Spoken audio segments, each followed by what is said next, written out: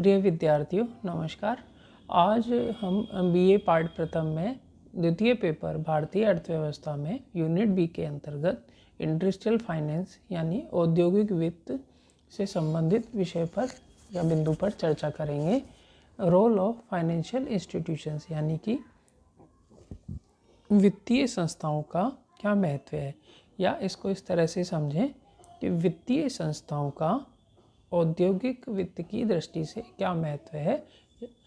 जैसे कि जो कि उद्योग होते हैं, जो कि फैक्ट्रियां होती हैं जहाँ पर कि उत्पादन होता है, उन लोगों को, उनके मालिकों को पूंजी लगाने के लिए या धनराशि लगाने के लिए या कच्चा माल खरीदने के लिए या मजदूरों को वेतन देने के लिए पर्याप्त मात्रा में वित्त की आवश्यकता होती है।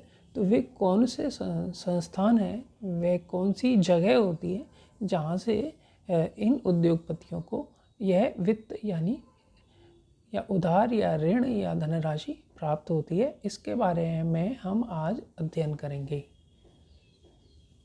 सबसे पहले हम देखते हैं कि उद्योगों को पूंजी की आवश्यकता होती क्यों है, यानी कि उद्योगों को उत्पादन करने के लिए या विभिन्न कार्यों के लिए पूंजी की आवश्यकता क्यों होती है। तो यह हम देखें कि पूंजी की आवश्यकता को दो भागों में बांट सकते हैं। पहला अचल या स्थिर पूंजी, दूसरा यानी चालू पूंजी या कार्यशील पूंजी। अब नया उद्योग प्रारंभ करने के लिए, इमारत यानी बिल्डिंग बनाने के लिए, मशीनें खरीदने के लिए और कोई साज सामान खरीदने के लिए स्थिर पूंजी की आवश्यकता होती है। चालू उद्योगों को भी आधुनिकीकरण व विस्तार कार्यों के लिए स्थिर पूंजी की आवश्यकता होती है।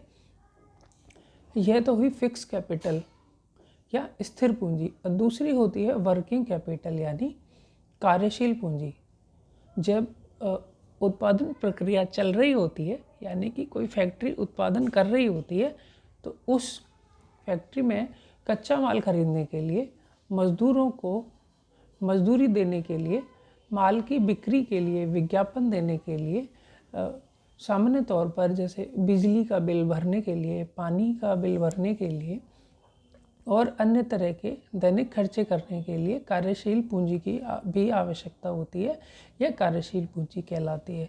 तो दो तरह की पूंजी की आवश्यकता उद्योगपतियों को पड़ती है। पहली जो होती है वह फिक्स कैपिटल होती है, जो एक ही बार लगती है या भारी मात्रा में लगती है, बिल्डिंग बनाना, मशीनें इत्यादि। और दूसरी कार्यशील पूंजी होती है जो दैनिक प्रतिदिन के खर्चों में हमें काम आती है। अब हम देखते हैं कि बड़े पैमानों में उद्योगों के लिए पूंजी के साधन क्या होते हैं। वर्तमान में भारत में बड़े पैमाने के उद्योगों के लिए वित्तीय साधनों के स्रोत निम्न प्रकार से हैं, यानी कि वे कौन से स्रोत हैं जहाँ से बड़े पैमाने के उद्योग वित्त ले सकते हैं। पूंजी बाजार, जिसमें शेयर व ऋण पत्र शामिल होते हैं। सार्वजनिक जमाएं शामिल होती हैं।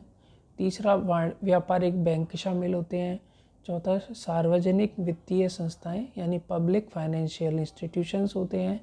चौथा भारतीय जीवन बीमा निगम है।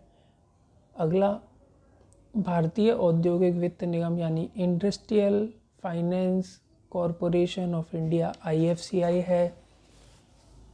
भारतीय औद्योगिक साख एवं निवेश निगम लिमिटेड है ICICI। भारतीय यूनिट ट्रस्ट है। भारतीय औद्योगिक विकास बैंक IDBI है। इस प्रकार के विभिन्न संस्थान जो हैं वह बड़ी उद्योग क्षेत्रों को पर्याप्त मात्रा में वित्त उपलब्ध कराते हैं। उदाहरण के तौर पर हम कुछ चीज़ों को समझें, जैसे पूंजी बाजार में शेयर। एक कंपनी कई तरह के शेयर निकाल सकती है, जैसे साधारण शेयर या प्रेफरेंस शेयर या इक्विटी। जो नए शेयर कंपनी के वर्तमान शेयर होल्डरों को बेचे जाते हैं उन्हें राइट्स शेयर भी कहते हैं। कंपनियां बोनस शेयर भी निर्गमित कर सकती हैं, जो वर्तमान शेयर होल्डरों को कंपनी के पूर्व संचित मुनाफों के बदले में दिया जाता है। इस प्रकार हम देखते हैं कि शेयर के माध्यम से उद्योग जो है पूंजी इकट्ठा करते हैं और उसका प्रयोग अपनी उत्पादन प्रक्रिया में ले सकते हैं। सार्वजनिक जमाओं के माध्यम से भी जनता अपनी जमा को उद्योगों में जमा कराकर एक तरफ तो उद्योगपतियों की पूंजी की आवश्यकताओं को पूर्ण करती है, दूसरी तरफ स्वयं भी लाभ कमा सकती है। सार्वजनिक वित्तीय संस्थाओं का भी पर्याप्त महत्व है, जिनमें LIC एक महत्वपूर्ण संस्था है। अनेक तरह के बैंक निगम लिमिटेड जैसे IFCI इत्यादि, IDBI, इनका भी पर्याप्त महत्व है। इन सब का सामान्य उद्देश्य अधिक मात्रा में बड़े उद्योगों को ऋण उपलब्ध कराना होता है।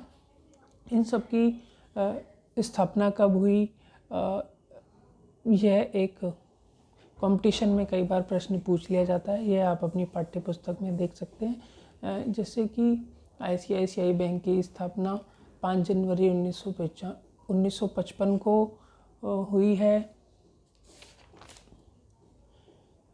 इसी तरह भारतीय औद्योगिक विकास बैंक का भी अपना महत्व है।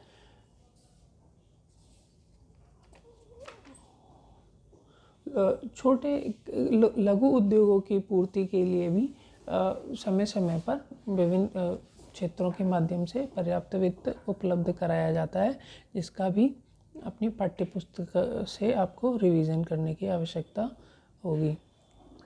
अब प्रश्न है, इसमें सुधार के सुझाव क्या हो सकते हैं।